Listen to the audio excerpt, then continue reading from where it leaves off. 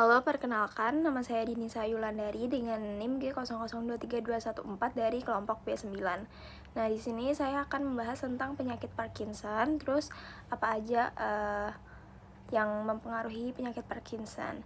Jadi, yang pertama, penyakit Parkinson itu disebabkan karena adanya kerusakan sel syaraf pada area substansia nigra. Nah, Parkinson sendiri itu tuh penyakit neurodegeneratif akibat proses penuaan pada sistem syaraf yang menyebabkan si penderitanya itu mengalami gangguan motorik dan keseimbangan tubuh. Jadi kondisi ini tuh biasanya ditandai sama tremor, terus gangguan koordinasi tubuh, sama kaku otot.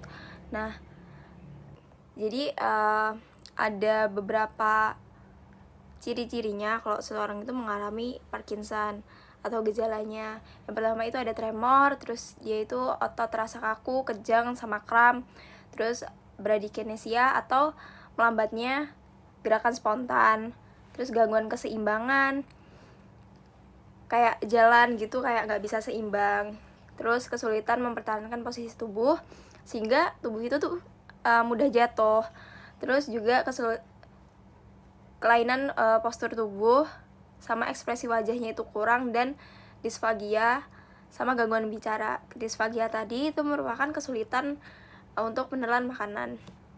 Nah, tadi kan udah dibahas tuh kerusakan sel syaraf pada area substansia nigra. Nah, sebenarnya substansia nigra itu ada di ganglia basalis sama mesencephalon. Jadi dia di dalamnya ganglia basalis sama mesencephalon. Nah, substansia nigra itu cenderung lebih hitam karena terdapat pigmen melanin yang berfungsi untuk dopamin. Nah, dopamin ini fungsinya buat ngehalusin gerakan pada seseorang. Jadi kalau Parkinson, dia itu kekurangan dopamin sehingga gerakannya tuh nggak halus, jadinya tremor gitu. Nah, di orang Parkinson itu lebih banyak asetilkolinnya daripada dopaminnya. Terus kita akan bahas pons. Jadi pons itu ini kayak di gambar ini yang anterior view, terus ini juga ada lagi. Nah, jadi pons itu tuh terletak di inferior mesencephalon dan superior medula oblongata. Bagian posteriornya itu disebut sama tegmentum, sedangkan di anteriornya itu disebut sama basal. Terus panjang pons itu sekitar 2,5 cm. Nah, dia diberi nama pons, artinya itu jembatan. Jadi dia kayak jembatan yang ngehubungin kedua hemisferium cerebelli. Nah, pons itu melekat di cerebellum melalui 3 pedunculi cerebralis. Nah, permukaan anterior pons itu cembung dari satu sisi ke sisi untuk menunjukkan banyak serabut syaraf melintang yang konvergen. Pada masing-masing sisi itu membentuk peduncularis cerebralis medius. Nah, garis tengahnya si pons itu ada alur dangkal, disebutnya ini sulcus basilaris, yang ditempatin sama arteri basilaris pontis. Terus di setiap sisi pons itu tertutup sama cerebellum. Permukaan posterior sebelah lateral dibatasi sama pedunculus cerebralis superior. Terus terbagi jadi 2 bagian simetris oleh sulcus medianus posterior. Nah, di sebelah lateral sulcus medianus itu ada penonjolan, disebutnya sama eminensia mediana, yang bakal berlanjut ke inferior, terus dia meluas jadi colliculus facialis. Nah, di sebelah lateral eminensia tadi sama colliculus facialis itu dibatasi sama sulcus limitans, dan di sebelah lateral sulcus limitans itu ada area vestibulinya. Fungsi pons sendiri, dia itu mengandung tractus ascendens et descendens. Terus nuclei pontinus itu bakal merelay impuls saraf dari area motoris cortex cerebri ke cerebellum. Dia mengandung nuclei vestibularis untuk keseimbangan, terus mengandung pusat respirasi, terus terdapat nuclei nervi cranialis 5, 6, 7, sama 8.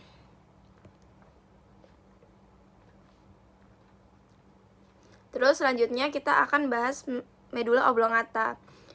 Jadi medula oblongata yaitu membentang dari sulcus spontinus inferior sampai ke medula spinalis, terus berakhir setinggi foramen occipital magnum. Nah, panjangnya medula oblongata itu sekitar 3 cm.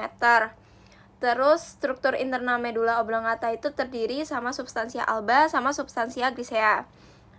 Nah, aspek ventral dari medula oblongata itu ada visura mediana anterior yang dibatasin pinggirnya sama piramis.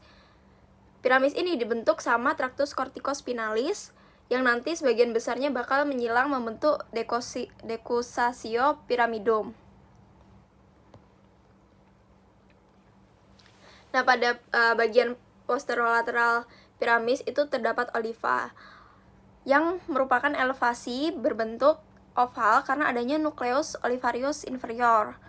Nah, di posterior oliva itu ada pedunculus cerebellaris inferior yang bakal hubungin medula oblongata sama cerebellum. Di aspek posterior pada bagian setengah kranialnya, dia itu bakal membentuk bagian dasar dari ventriculus quadratus. Terus di bagian bawah aspek posteriornya itu ada sulcus medianus posterior. Pada sisi sulcus medianus posteriornya itu ada penonjolan. Nah, penonjolannya itu disebut sama tuberculum gracilis. Terus di sebelah lateralnya ada tuberculum cuneatus. Di lateral tuberculum cuneatus itu ada tuberculum cinerum yang dibentuk sama tractus descendens nervi trigeminalis. Nah, fungsi medula oblongata sendiri dia itu mengandung tractus ascendens et descendens. Terus ada centrum medularis yang merupakan nuklei yang terlibat dalam fungsi denyut jantung, tekanan darah, terus respirasi, terus batuk, sama menelan, sama muntah. Terus ada nuklei nervi cranialis 8, 9, 10, 11, sama 12. Terus kita masuk ke cerebellum. Nah, cerebellum atau otak kecil, dia itu merupakan bagian terbesar kedua setelah cerebrum. Dia dipisahin dari cerebrum itu sama tentorium cerebelli. Nah, cerebellum itu terletak di fossa cranii posterior, di posterior ventriculus quartus, sama pons dan medula oblongata. Nah, cerebellum dia itu berhubungan dengan bagian posterior truncus cerebri melalui berkas simetris yang disebutnya sama pedunculus cerebralis superior, media, sama inferior. Nah, terus struktur eksternal cerebellum, jadi cerebellum itu terdiri dari 2 hemispherium cerebelli yang dihubungin di garis tengah oleh vermis. Permukaan cerebellum itu berlipat-lipat, disebutnya itu sama folia, yang dia itu berorientasi melintang dan dipisahin oleh visura-visura. Terus cerebellum itu juga dibagi jadi 3 lobus.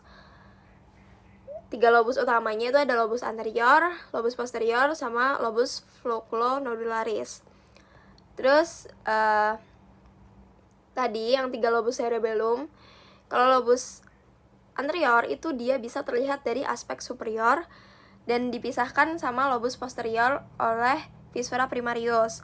Kalau yang lobus posterior itu lobus terbesar yang terletak di antara visura primarius sama visura uvulonodularis. Terus kalau lobus floculonodularis dia itu terletak di posterior visura uvulonodularis. Nah, kalau struktur internalnya cerebellum, jadi cerebellum itu terdiri dari lapisan luar berupa substansia grisea, yaitu cortex cerebelli. Bagian dalamnya ada substansia alba. Nah, substansia alba di dalam gambarannya itu kayak pohon, disebutnya arbor vitae. Terus substansia alba sebagian besar itu terdiri dari serabut aferen sama eferen yang bakal berjalan dari dan ke korteks. Terus di dalam substansia alba itu ada 4 pasang nuklei cerebelli. Dari medial ke lateral itu ada nucleus fastigii, terus nucleus globosus, nucleus emboliformis, sama nucleus dentatus. Terus nucleus cerebellaris itu merupakan sumber utama serabut eferen dari cerebellum ke bagian lain dari otak. Nah, tujuan utama serabut eferen adalah nuklei reticularis sama vestibularis dari medula dan pons. nukleus ruber mesencephaly sama nukleus ventrolateral thalami. Terus fungsinya cerebellum sendiri, dia itu buat koordinasi ketepatan sama memperhalus gerakan otot, terus menjaga postur sama keseimbangan, dan berperan dalam kognisi dan fungsi bahasa. Sekian yang dapat saya sampaikan, bila ada kurang atau lebihnya mohon dimaafkan. Terima kasih.